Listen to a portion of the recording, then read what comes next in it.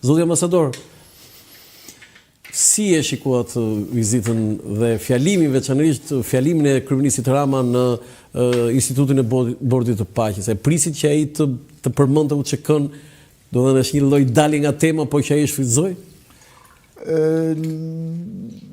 Nuk ishte krejt e papritur, ndoshta nuk mund të themi që e pristim që do të ndodhte kështu, po brenda karakterit dhe rrethanave ishte një gjë e pritshme, domethënë, që edhe mund të përmendej si shqetësim i Shqipërisë dhe i shqiptarëve, dhe mjeshtria në këtë rast ishte vendosja në kontekstin e asaj gjës që zotëria në fjalë, iniciatori i gjithë kësaj gjë, zoti Trump, presidenti, është vetë viktim e përzgjerjes politikës me drejtësi dhe drejtësisë me politikën. Dhe nëse e vutre edhe zoti Rama këtë narrativ kapi, këtë këndvështrim kapi. E lidhi me Jack Smith. Ajo ishte lidhja. Ajo ishte lidhja dhe në përgjithësi zoti Trump ankohet gjithë jetën, si gjithë ata që nuk i kanë punët mirë me drejtësinë, që drejtësia ja ka me të pabes, domethënë është politika ajo që ka kurdisur drejtësinë kundër tij. Pra, jemi në kufit e asaj legales me ilegalen, sepse praktikisht zoti Trump për hiç vërtetës është shpallur fajtor në 34 akuza për të cilat nuk ka shpëtim më, se është vërtetuar fajësia. Po ndërkohë ka edhe me 10 raste, siç është rasti i BBC-s që është në gjyq, apo raste të tjera që ka fituar gjyqet sepse i kanë rënë me qafë pa të drejtë. Pra, ka material si nga një këndvështrim dhe nga këndvështrimi tjetër, dhe ishte një terren krejt i përshtatshëm për zotin Rama, dhe aq më tepër që kemi të bëjmë një mjeshtër të marrëdhënieve me publikun. Këtu hyn pasaj Rafi hyn edhe te pjesa ime, sepse tema ime doktoraturës ka qenë komunikimi politik i kryeministrave 91-2017. Zoti ambasador, është një punë ekselente dhe komplimente realisht. Faleminderit. Zoti ambasador, tekstualisht Rama tha, zoti president, le të bëjmë diçka përpara se gjërat të këqija të ndodhin. Madje dhe kjo fraza ishte si fjalori i Donald Trump. Je dakord? Po,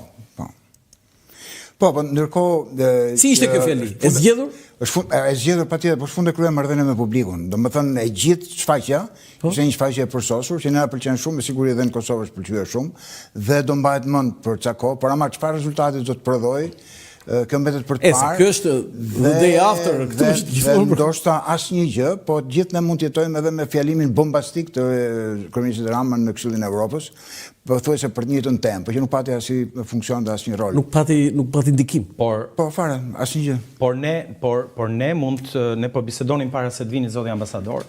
Po bisedonim që Ministria e Jashtme ndoshta duhet të bëjë një follow-up tani me komunikimin. Mund të bëhet kjo, ambasador? Patjetër që mund të bëhet. E kemi detyrim për ta bërë, për të ndjekur dhe për t'i kujtuar Departamentit të Shtetit që fjalimi i zotit Rama meriton një vëmendje dhe ndoshta meriton edhe një aksion edhe një presion ndërkombëtar. Ja ta dëgjojmë ambasadorin. Kam përshtypjen që kur merr nishan shumë herë më lart se sa arrin grushti jot, domethënë nëse bën boks me Cassius Clay, me Muhammad Ali, dhe ai është 3 metra, ti je gjysmë metri, sa do ta shtrish grushtin nuk e kap dot. Jo, Rama është gjatë këtu për atë punë. Po, Ministria e Jashtme është e shkurtër dhe Shqipëria është. Sa e bukur. Sa e bukur. Ja, zoti ambasador, domethënë ju jeni duke thënë që është e vështirë, ndonse fjalimi është i arrirë, artikuluar mirë, fjalori zgjedhur etj. Është vështirë që të ketë impakt dhe të ketë ndikim? Që ka problem të jashtëzakonshëm në mënyrën se si shikojmë neve gjërat nga Shqipëria, domethënë që dikur është thënë që mendojmë se jemi kërthisë e botës, nuk ka asnjë shtet tjetër që janë ftuar dhe marrin pjesë në Bordin e Paqes që ta ketë bërë me votim në parlament.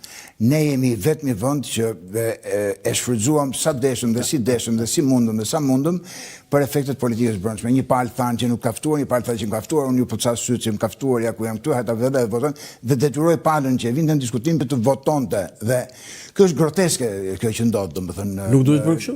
Absolutisht jo. Absolutisht jo. Domethënë, nëse do kishte vlerë në parlamentin shqiptar, në kuvend, do duhet bërë një debat kush janë gjërat pozitive që përfiton Shqipëria. Çfarë marrim ne? Dhe çfarë anësh negative ka kjo, sepse ne sot që flasim, ne të tre këtu, po edhe besoj më gjërë në Shqipërinë e Kosovë, janë në adrenalinën që prodhon momenti, domethënë momenti është vërtet elektrizues. një forum ndërkombëtar ku janë gjithë reflektorët e botës, ngrihet udhëheqësi i Shqipërisë dhe i tregon vendin gjithë sikurse dikur që jemi mësuar që të shkojmë me ato udhëheqësit tanë. Mbledhje të thënë partive. Në ngjashëm.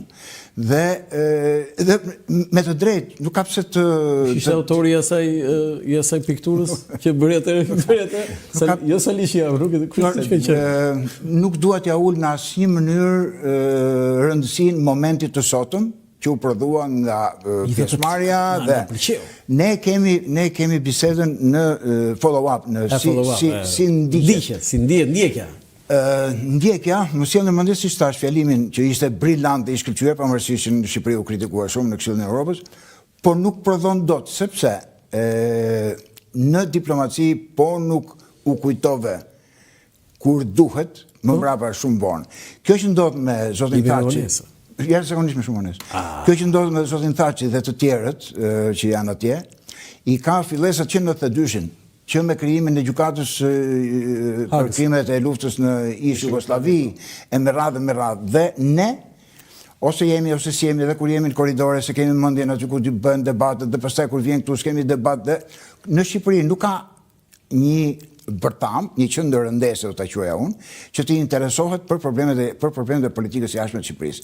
Përveç se është ad hoc, kur kujtohet kryeministri Berisha apo presidenti Berisha, kur kujtohet kryeministri Rama apo presidenti Rama, nuk ka parlamenti... Mos është bërë akoma president, Parlamenti... Unë do mendoja, sikur se kam parë në shumicën e vendeve ku kam shërbyer, që Komisioni i Punëve të Jashtme të Parlamentit është qendra e rëndesës që kontrollon, drejton, ndihmon në formulimin, ndjek zbatimin e politikës jashtme të shtetit dhe është përgjegjëse për shtetin. Komisioni parlamentar e keni? Komisioni pa. Komisioni parlamentari ke para ata që janë antar të komisionit parlamentar? Jo, po flasim institucionalisht, sigurisht. Se ata nuk janë në rregull me funksionimin e tyre, kjo nuk do thotë që nuk duhet të jenë. Jo, e kam fjalën që po të ishit ju aty komisioni jashtë. Jo, nuk ka bërë nuk ka bërë me mua. Po jo, ju, domethënë jo e harruat komisionin kur drejtohej nga zonja Arta Dada. Se sa i fort ka qenë komisioni. Po, apo edhe Mimi Kodherin atë. Shumë sensor. Kemi pasur debate shumë të forta. Nuk ka të bëj. Funksioni nuk bie. Ja ta lëm ambasadorin. Ajo që po mundon të them është kur është miratuar raporti i famkeqit Dick Martin në Këshillin e Evropës, delegacioni shqiptar nuk ka qenë karrige. Dhe në rast se do kishte qenë në karrige dhe do kishte votuar kundra, unë nuk e di pse, duhen pyetur ata që kanë qenë atje. Mua më ka dalë fare nga memoria kjo. Do të thënë kur Dick Martin lexoi atë fjalimin e ndyrë, atë raportin e ndyrë. Jo kur e lexoi, kur është e shpalli, e paraqiti. Kur është votuar për raportin. Kur është votuar. Kur është votuar për raportin. Dhe ne nuk kemi qenë aty? Ne nuk kemi qenë. Zot ambasador 2011 apo jo? Mundet, nuk e mend eksakt vitin, por di sepse e di jo nga momenti, e di se është bërë tem bisede më mbrapa, si ka ndodhur, pse? Dhe nuk është kemi qenë në kafe, do më thënë, shika, rasti i parë, kur OKB-ja ka autorizuar ndërhyrjet armatosur në Kore, delegati rus ishte në kafe, sepse e konsideronte si një gjë të parëndësishme që të ishte aty mbledhur. Dhe Këshilli i Sigurimit miratoi ndërhyrjen me trupa ushtarake të OKB-s, që në fakt ishin amerikane. Pra, nuk është se nuk ndodhin, po ndodh kur je i pavëmendshëm, ndodh kur duket se ka qenë periudha kur ka qenë Haxhinasto ministri i jashtëm, por nuk ka të bëjë me ministrin, sa ka të bëjë me kultura ambasadorit. Më fal se ndërpreva